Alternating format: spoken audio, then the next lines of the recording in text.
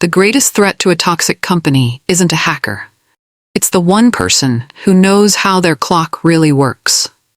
The clock on my computer read 8:15 p.m. when Marcus appeared behind me like a shadow I couldn't shake.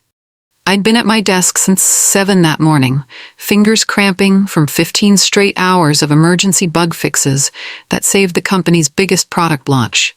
My eyes burned from staring at lines of code that blurred together. My back ached from hunching over my keyboard, surviving on stale coffee and adrenaline. The office had emptied hours ago, leaving only the hum of servers and the glow of my monitor in the darkness. And Marcus, our VP of operations, stood there with his arms crossed, looking at me like I'd personally disappointed him. His expensive suit was still perfectly pressed, his tie unknotted, just enough to suggest he'd been working hard too. But I knew better. He'd spent the afternoon in client meetings, taking credit for the crisis I was actively solving. "Alexis, where's the Patterson client report?" His voice was cold, clinical, devoid of any acknowledgement of what I'd just accomplished. "They've been asking. I need you to focus up. We're a whatever-it-takes agency here." I stared at him, my jaw tight, fighting the urge to say what I was really thinking. The report he wanted was delayed because I'd spent the entire day fixing the crisis that would have cost us that same client. A crisis Marcus was already taking credit for in emails to the board, emails I'd seen forwarded to my inbox as if I was merely support staff. The injustice of it hit me like a punch to the chest, sharp and breathtaking. But I swallowed it down with the cold coffee sitting next to my keyboard. "I'll have it to you by morning," I said quietly, my voice steady despite the rage building inside me. Marcus nodded, satisfied with my submission, and walked away without another word. No thank you for saving the launch, no acknowledgement of the 15-hour day. Nothing. I sat there in the empty office, the silence pressing down on me, knowing one thing for certain: he wouldn't last a single day without me. And that knowledge, for now, was all I had. The agency had grown fast, too fast for its own infrastructure. We'd signed clients in Singapore, London, Tokyo, and Sydney in less than 6 months. An aggressive expansion that looked impressive in board presentations, but meant something entirely different for those of us actually running the operations. It sounded impressive in board meetings, executives congratulating themselves on their vision and ambition. But for me, it meant one thing. I was now on call 18 hours a day, trapped in a nightmare of overlapping time zones. Messages started at 6 in the morning from APAC teams needing urgent system access and didn't stop until midnight when the EMEA offices finally logged off for their day. There was no break, no quiet moment, no time that was truly mine anymore. My phone was permanently attached to my hand, buzzing with notifications that made my stomach clench with anxiety. My entire life revolved around Nexus, the custom ERP system I'd built from scratch 3 years ago when I was naive enough to believe hard work would be rewarded. It tracked everything: project timelines, billing, employee hours, client communications, resource allocation. Without it, the company would collapse in 48 hours. Everyone knew it. The executives joked about it in meetings. Nobody acknowledged it meant I could never truly disconnect, never truly rest. I sat at my kitchen table one night around 11, my phone buzzing every 10 minutes with Slack notifications from teams scattered across the globe. My dinner had gone cold an hour ago. I hadn't changed out of my work clothes. The apartment felt less like a home and more like a satellite office. Another place to stare at screens and solve other people's problems. I asked myself the question I'd been avoiding for months. How much longer can I keep this up? How many more nights would I eat cold takeout alone? How many more weekends would disappear into emergency maintenance? How much of myself would I lose before there was nothing left? The answer, I realized, was written in the dark circles under my eyes, in the way my hands trembled from too much caffeine and too little sleep. I finally worked up the courage to ask for a raise. Not a small one either. Not the standard 3% cost of living adjustment they handed out like charity. I wanted what I was worth, someone managing the company's most critical system, working 80-hour weeks without overtime, holding everything together with code and sheer willpower, while executives took home bonuses that could pay my salary 3 times over. I practiced the conversation in my head for days before I walked into Marcus's office, rehearsing my talking points like lines in a play. I had my points ready, my accomplishments listed in a document I'd stayed up late perfecting, my case airtight. 3 years of flawless system uptime, emergency fixes that saved millions in client contracts, the successful international expansion that would have been impossible without Nexus. Marcus listened with a thin smile, nodding occasionally like a therapist humoring a patient who doesn't quite understand their own situation. He leaned back in his leather chair, fingers steepled, his expression one of patient condescension. When I finished my carefully prepared pitch, laying out exactly why I deserved a significant raise, he stood up slowly and patted my shoulder like I was a child who just asked for something unreasonable. "Alexis, your commitment is valued. Really, it is." He paused, and I saw the trap coming before he even opened his mouth, saw the way his smile didn't quite reach his eyes. "But you're an IT specialist. Your salary exempt from overtime. We pay market value. I've done the research myself." The word specialist landed like a slap, sharp and stinging. It wasn't a compliment.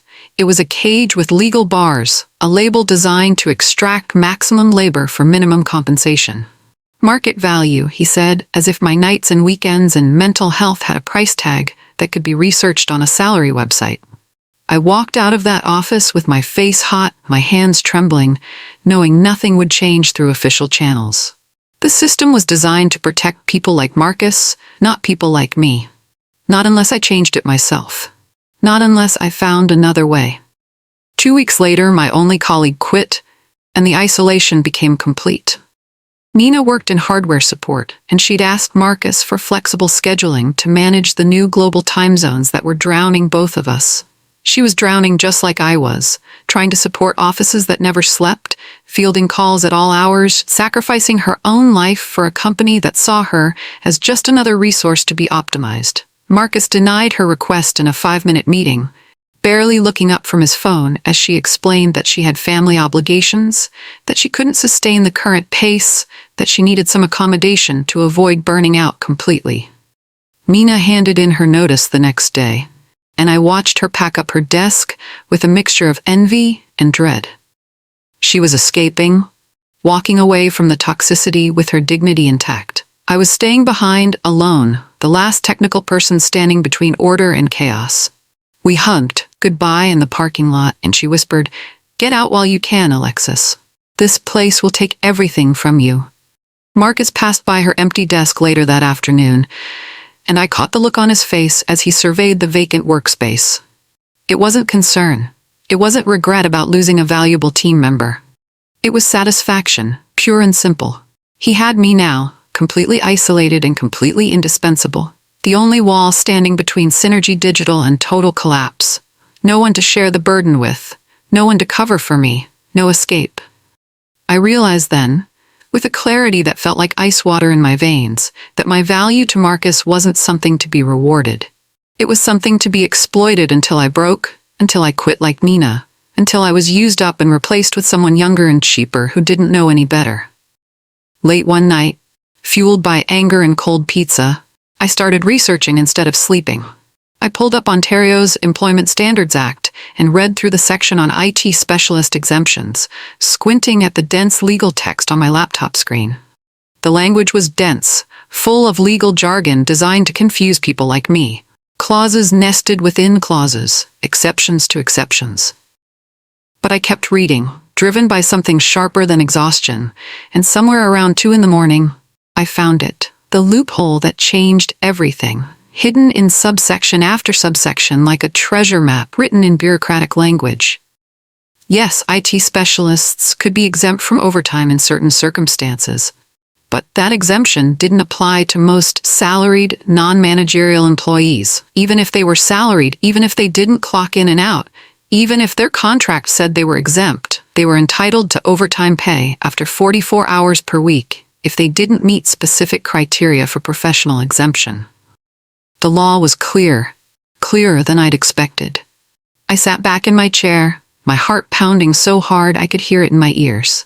I thought about every late night, every weekend, every vacation day I'd spent answering emergencies, while my friends and family learned to stop inviting me to things. Then I thought about everyone else at Synergy Digital doing the same thing, believing they had no choice, believing this was just how the industry worked. The seed of the plan took root right there, in my dark apartment, with the glow of my laptop screen reflecting in my eyes and the possibility of justice spreading through my chest like warmth. If I was going down, I wouldn't go down alone. And Marcus, who'd built his success on stolen time, would pay for every hour. The next morning, I logged into Nexus with fresh eyes and a dangerous idea taking shape. As the system architect, I had access to everything. Every database, every log file, every piece of data that flowed through the company. Employee records, timesheets, login logs, project hours, email timestamps. Every keystroke, every late night, every weekend sacrifice was recorded somewhere in the data I controlled, stored in servers I maintained. I ran a test query, pulling login and logout times for a random employee over the past month, a marketing coordinator I barely knew. The system correlated their activity with their reported 40-hour work weeks, and the gap was enormous, staggering. They'd worked nearly 70 hours most weeks, with nothing to show for it except exhaustion and the same base salary. I sat there staring at the screen, my hands trembling slightly on the keyboard. I held the company's biggest secret in my hands, their most enormous liability, the evidence of systematic wage theft spanning years. The data that could bring Synergy Digital to its knees, that could cost them millions, that could finally hold them accountable for every hour they'd stolen from people who trusted them. The numbers didn't lie. They never did. I just needed to compile them, to transform raw data into irrefutable evidence, to build a case so airtight that no lawyer, no executive, no amount of corporate spin could deny what had been done. Over the next month, I worked carefully, moving like a ghost through systems I knew better than anyone. Late at night, when the office was quiet and the monitoring systems assumed I was doing routine maintenance, when no one would question why Alexis was logged in at midnight, I ran background scripts. They pulled every hour worked past the 44-hour threshold for every non-manager on staff, extracting data that had been sitting there all along, waiting for someone to look. 3 years of data. 3 years of stolen time. I disguised the activity as system optimization, remote database cleanup, routine backups, the kind of technical maintenance that made executives' eyes glaze over in meetings. Nobody questioned it. Why would they? Alexis was the IT girl. Alexis always worked late. Alexis was just doing her job, keeping the systems running, protecting the company from data loss.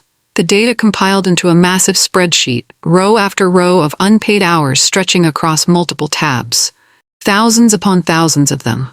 Each one representing a dinner missed, a child's bedtime skipped, a weekend lost, a relationship strained, a piece of someone's life sacrificed for a company that would replace them without hesitation. I added formulas to calculate overtime owed at time and a half. The numbers were staggering. I saved the file on an encrypted external drive and felt the weight of what I was holding. This wasn't just my revenge anymore. This was justice for everyone Marcus had ever exploited, for every person who'd stayed late and come in early and worked weekends, believing their loyalty would be rewarded. This was the truth, preserved in data, ready to detonate. Marcus must have sensed I was looking at other jobs, or maybe he just enjoyed reminding me of my place, because one morning he called me into his office with a smile that didn't reach his eyes. The smile of someone who thinks they hold all the power. He slid an envelope across his desk with practiced casualness, like he was doing me an enormous favor. "I've been reviewing your compensation, Alexis. I want you to know how much we value your contribution." He gestured to the envelope with a magnanimous wave. "That's a retention incentive. We want to keep our top talent." I opened it, already knowing it would be insulting. A check for $2,000. Barely a week's pay for what I actually worked. A fraction of what they'd saved by denying me overtime for 3 years. It felt like a slap, like pocket change thrown at a beggar, like a test to see how little they could offer before I pushed back. But I smiled, thanked him with enthusiasm I didn't feel, and deposited that check the same afternoon, walking out of the bank with a plan crystallizing in my mind. Then I used every penny of it to pay for a consultation with an employment lawyer whose name I'd found through a quiet online search, someone who specialized in wage theft cases. The irony was delicious, sweet, and sharp on my tongue. Marcus had just funded the beginning of his own downfall, paid for the legal advice that would destroy him, and he'd never even know until it was too late. The lawyer's name was Thomas Brennan, and he practiced employment law in downtown Toronto, operating out of a small firm that focused on worker rights. I met him in a small, book-lined office that smelled like old paper and strong coffee, the kind of place that felt more honest than the sleek corporate spaces I was used to. I laid out everything methodically, like presenting a technical project. The labor law, the exemption loophole, my situation, the company's policies, and then the spreadsheet. 3 years of unpaid overtime for 78 employees, documented down to the minute, cross-referenced with company records and login data. Thomas went quiet as he scrolled through the data, his expression shifting from professional curiosity to disbelief to something close to awe. He kept scrolling, occasionally stopping to check a calculation, to verify a formula, to cross-reference an entry. Finally, he looked up at me over his reading glasses, his eyes sharp. "Alexis, do you understand what you have here?" His voice was careful, measured. "This is a class action lawsuit waiting to happen. The liability is in the millions, multiple millions. This is systematic wage theft on a scale I rarely see documented this thoroughly." "Can I share this with the other employees?" I asked, the question I'd come to ask, the one that mattered most. He nodded slowly, thoughtfully. "You have every right. This is their data, their hours, their stolen wages. They deserve to know what they're owed. In fact, I'd argue you have a moral obligation to share it." He paused. "I'd be honored to represent them." I walked out of that office with legal confirmation in my pocket and a sense of purpose burning in my chest like a fire that had finally found oxygen. Poetic justice needed a good legal foundation, and now I had it. Now I had everything I needed to make Marcus and Synergy Digital pay for every stolen hour. A month later, Marcus finally hired someone new, and the countdown began. His name was Kyle, a fresh graduate with a degree in IT management and almost no real-world experience. Someone who'd look impressive on paper but couldn't navigate the complex reality of Nexus. Marcus introduced him as my replacement at a staff meeting, though he phrased it more delicately, wrapping the insult in corporate language. "Kyle will be taking over maintenance tasks, so Alexis can focus on strategic development," Marcus announced to the team, smiling like he'd done me a favor, like he was promoting me instead of replacing me. What he really meant was that Kyle would work for $30,000 less per year and wouldn't question anything, wouldn't push back, wouldn't know enough to realize he was being exploited. Marcus was trying to make me irrelevant, disposable, just another line item that could be optimized away. But I saw it differently. Kyle was a countdown clock, marking the days until my freedom. The moment he was trained enough to keep basic operations running, I was free to walk away. Free to execute the plan that was already set in motion. I trained Kyle carefully over the next 6 weeks, documenting everything in neat, organized guides that looked thorough but carefully omitted the real knowledge. I showed him how to handle help desk tickets, how to reset passwords, how to troubleshoot basic network issues. I taught him the surface-level operations of Nexus, the parts that kept the daily machinery running, the routine maintenance that anyone with a year of experience could handle. But I never taught him the deeper architecture, the skeleton key knowledge that made me truly irreplaceable. The custom workarounds I'd built to handle the system's quirks, the emergency protocols for when things went catastrophically wrong, the elegant solutions that had saved the company a dozen times over, the institutional knowledge that lived only in my head, accumulated over 3 years of late nights and crisis management. Kyle was competent enough for normal days, for the routine tickets and scheduled maintenance. But when the crisis came, and it would come because crises always came, he'd be completely lost, drowning in a system he didn't understand. I felt a little guilty about it, watching him take earnest notes and ask questions I answered with just enough detail to seem helpful. But not much. Kyle would be fine. He was young, talented. He'd find another job once this one fell apart. Marcus, on the other hand, had earned everything that was coming. He built his empire on stolen time, and the bill was finally coming due. I wrote my resignation letter on a Tuesday afternoon, sitting at my desk while Kyle was at lunch. 2 sentences, simple and professional, offering no explanation beyond the standard notice period, effective in 2 weeks. No mention of overtime, no accusations, nothing that could be used against me later. I printed it on crisp white paper and held it in my hands, feeling the weight of what it meant: freedom, revenge, risk. All of it compressed into 14 days' notice, into 2 sentences that would change everything. My hands shook slightly as I folded it into an envelope, my heart hammering in my chest. I felt a profound sense of lightness, like I was about to step off a cliff and discover I could fly, like gravity had stopped applying to me. But underneath that was fear, sharp and cold. Fear of confrontation, fear of what came next, fear that I'd miscalculated, that the plan would fail, that I'd end up with nothing. I sealed the envelope, wrote Marcus's name on the front in careful letters, and put it in my bag. Tomorrow morning, I would hand it over. Tomorrow morning, everything would change, and there would be no going back. Marcus didn't even read my resignation letter when I handed it to him the next morning. I'd walked into his office at 9, my heart pounding so hard I thought he'd hear it, and placed the envelope on his desk. He glanced at it, his face registering mild annoyance, and tossed it onto a pile of papers without opening it. "Fine," he said, not looking up from his computer, already dismissing me. "Kyle can handle it. By the way, the board is reviewing the IT budget. Your system upgrade projects are on hold indefinitely." He waved his hand like he was swatting away a fly. "Close the door on your way out." He dismissed me like I was a waitress he'd finished with, someone whose existence barely registered, someone whose 3 years of sacrifice meant nothing. The casual disrespect should have hurt, should have made me feel small. But instead, it fueled something colder and harder in my chest, crystallizing my resolve. "You think I'm replaceable," I thought, watching him type away on his keyboard, oblivious to what was coming. "You're about to find out exactly how wrong you are. You're about to learn that some people, when pushed far enough, push back."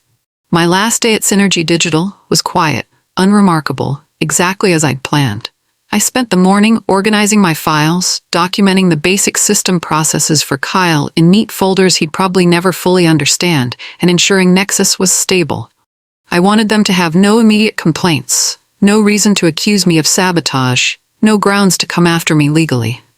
In the afternoon, I logged out of my admin accounts, all of them, methodically removing my access one system at a time. I removed my personal access keys, the elevated privileges I'd been entrusted with for 3 years, the master keys to their entire digital infrastructure. I wiped my desktop computer, deleted my custom configurations, cleared my browser history, removed every trace of my personal digital presence. By 5 o'clock, my desk was empty. No personal photos, no coffee mugs, no plants, nothing to indicate I'd ever been there. 3 years reduced to an empty workspace. The office felt eerily silent as I walked out for the last time. A few people waved goodbye, wished me luck, asked where I was going next. Most didn't notice, too absorbed in their own work, their own deadlines. I pushed through the glass doors into the cold November air and felt the weight lift from my shoulders like a physical thing. I was free, but I wasn't done. Not even close. That evening, I sat at home with my laptop, double-checking everything one last time with the obsessive attention to detail that had made me good at my job. The spreadsheet was complete, verified down to the minute, cross-referenced against multiple data sources.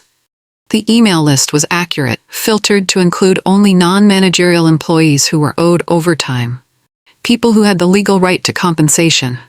I'd written the email days ago, revising it until every word was perfect, running it past Thomas Brennan to ensure it couldn't be construed as illegal or threatening.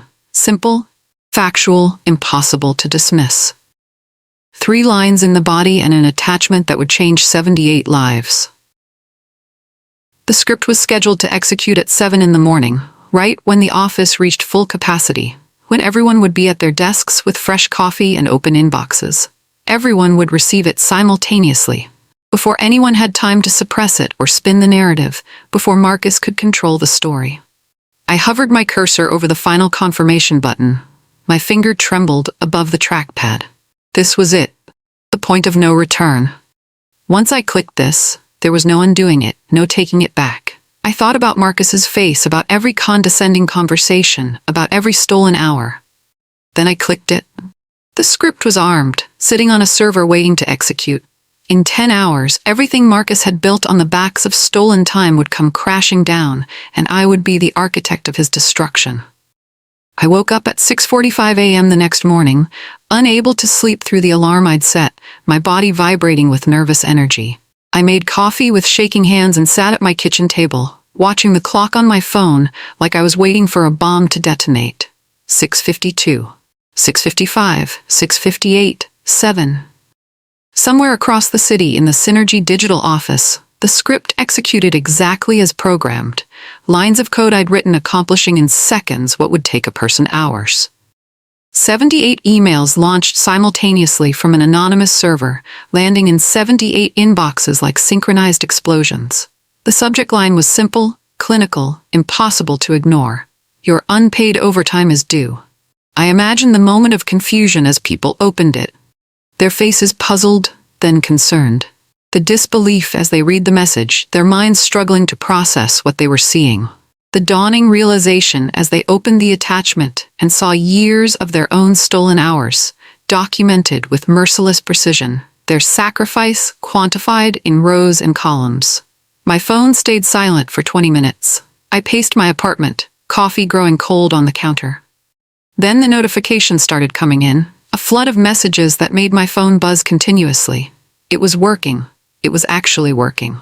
The email contained 3 lines, no more, carefully crafted to be factual and legally sound. Attached is a detailed log of all hours worked over 44 hours per week, per Ontario labor law. You are legally entitled to this compensation. For consultation, please contact Thomas Brennan, Employment Law, at the number below. The attachment was the masterpiece, the culmination of months of careful work. A spreadsheet pulled directly from Nexus showing login times, logout times, project hours, and the calculated overtime owed. Every entry was time-stamped and correlated with the company's own internal records. Dates, times, amounts owed. Undeniable. Irrefutable. It wasn't opinion, it wasn't hearsay. It wasn't one disgruntled employee making wild accusations. It was data, cold and irrefutable, extracted from the very system Marcus had paid me to build, using the infrastructure he'd trusted me to maintain. The truth, weaponized with surgical precision. The beauty of it was that nobody could deny it. It came from their own infrastructure, their own servers, their own time-tracking systems. The company had documented its own crimes, and I'd simply compiled the evidence. My phone buzzed with a text from Nina, my former colleague who'd escaped months ago. She'd left the company, but was still on the internal email list, still connected to the chaos she'd wisely fled. Alexis, did you send this? The office is losing its mind. I didn't respond, maintaining plausible deniability, but the messages kept coming in a steady stream. Former coworkers, people I barely knew, all saying the same thing. The office floor was in chaos. People were huddled around computers, comparing spreadsheets, their shock giving way to anger as they realized exactly how much they'd been stolen from. One message stood out, from a project manager named Carla who I'd worked with on several campaigns. I worked 780 unpaid hours last year alone. I missed my daughter's birthday for this company. They owe me everything. Another message. This is real. I checked my login times. They've been stealing from us for years. Marcus was reportedly locked in his office, shouting into his phone, demanding to know where the data breach had come from, how this had happened. IT security was scrambling, running diagnostics, trying to trace the source. Kyle, the new guy, was being interrogated like a suspect, his first month on the job turning into a nightmare. I sipped my coffee and felt a smile creep across my face, cold and satisfied. It was working. The truth was spreading like wildfire, and there was nothing Marcus could do to stop it. Marcus immediately blamed Kyle, which I'd anticipated. According to the messages flooding in, he'd called an emergency meeting and accused the new IT guy of a catastrophic security breach. He threatened termination, legal action, everything in his limited playbook. He needed a scapegoat, and Kyle was convenient. Kyle Overwhelmed and terrified, could only stammer that he didn't even have the access rights to pull that kind of historical data. He'd barely been trained on basic ticket systems. He didn't know where the overtime logs were stored, didn't know how to correlate login data with timesheets, didn't have the database access to run those kinds of queries. The technical reality protected me, a shield I'd carefully constructed. Only someone with deep architectural knowledge of Nexus could have extracted that data. Only someone who'd built the system from the ground up would know where to look, how to query it, how to make the correlations. Only someone who'd spent 3 years maintaining every aspect of the infrastructure. Marcus couldn't admit that, though, because admitting it meant admitting that Alexis, the disposable IT girl he'd just let walk out the door, had been far more important than he'd ever acknowledged. It meant admitting that he'd underestimated me, that his casualness had been arrogance, that he'd made a catastrophic mistake. Within 48 hours, 62 employees had contacted Thomas Brennan, overwhelming his small firm with calls and emails. By the end of the week, the number climbed to 74. They signed representation agreements, pooled their documentation, shared their stories of missed birthdays and canceled vacations and relationships strained by endless overtime, and prepared for a coordinated legal action. Thomas sent Synergy Digital a formal demand letter, delivered by courier to ensure receipt, copied to every member of the board. Millions in back pay, calculated precisely using government overtime rates. Interest calculated at the legal rate, compounding over 3 years. Penalties for willful violation of labor standards. And legal fees that would run into hundreds of thousands. The number was staggering, exponentially higher than the raise I'd asked for months ago. If they just paid me fairly, if they just acknowledged the value I provided, this would have cost them a fraction of what they now faced. I imagined Marcus reading that letter, his face going pale, his hands trembling, finally understanding the scale of what he'd ignored. The cost of calling me replaceable. The price of stolen time. The bill for every hour he'd thought was free. The legal chaos was just the beginning, the first domino in a chain reaction I'd set in motion. 1 week after the email went out, Synergy Digital launched a major advertising campaign for a Fortune 500 client, their biggest contract of the year, the kind that made or broke quarterly earnings. The kind of launch I'd supported 100 times before, staying late to ensure everything ran smoothly. The campaign went live at midnight on a Tuesday. By 2 a.m, the client was calling in a panic, their executives furious. There was a bug, a critical one, breaking the checkout flow on their e-commerce site. Customers couldn't complete purchases. Revenue was being lost by the minute. Kyle tried to fix it, I heard later from people still inside. He spent 6 hours digging through Nexus, following the documentation I'd left, searching for the problem. But he couldn't find the issue. It was buried in a custom module I'd built 2 years ago, one with a workaround so specific, so tailored to this particular client's infrastructure, that only I knew it existed. By morning, the client had pulled the campaign in humiliation. Synergy Digital lost the contract, a 7-figure annual agreement, and faced a lawsuit for breach of delivery. The financial damage was devastating, coming on top of the wage theft liability.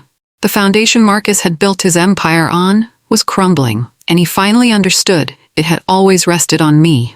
On my knowledge, on my unpaid labor. The board moved quickly, sensing the scope of the disaster. Within 2 weeks of the legal demand and the lost Fortune 500 client, they held an emergency meeting. Marcus was the obvious scapegoat, the convenient target for their anger and fear. They fired him publicly, citing operational negligence and catastrophic financial oversight. The press release was cold and clinical, erasing 3 years of his leadership in 2 paragraphs. Removing him from the company website as if he'd never existed. No golden parachute. No graceful retirement. Just termination and shame. I read the announcement online, sitting in my new apartment with better light and cheaper rent, finally able to afford a place with windows that didn't face a brick wall. I felt a wave of satisfaction, cold and sharp like winter air. They'd sacrificed the man who'd built his career on the backs of people like me, who'd confused exploitation with leadership. Marcus had thought he was untouchable, protected by his title and his corporate armor. He thought the people he exploited were too tired, too scared, too powerless to fight back. He thought we'd simply accept it, that this was just how business worked. He'd been wrong, and now he'd pay for that mistake for the rest of his career. 3 weeks later, my phone rang from an unknown number. I almost didn't answer, hesitant to break the peace I'd found. But curiosity got the better of me. I needed to hear this. It was Harrison Cole, one of the senior executives at Synergy Digital, someone who'd sat in meetings while Marcus dismissed my concerns. His voice was careful, almost pleading, stripped of the corporate confidence I remembered. "Alexis, we need you. I'll be frank. We're in crisis mode. Kyle is overwhelmed. The systems are unstable. We're hemorrhaging clients." He paused. "We're willing to bring you back as a consultant. Triple your old salary, flexible hours, full benefits. You can work remotely. We just need you to help us stabilize the systems and rebuild the team." I let the silence stretch for a moment, savoring it, enjoying the desperation in his voice. The power had shifted, and we both knew it. They needed me. I didn't need them. "Thank you for the offer, Harrison. I appreciate you thinking of me." I paused, choosing my words carefully, wanting him to hear the finality.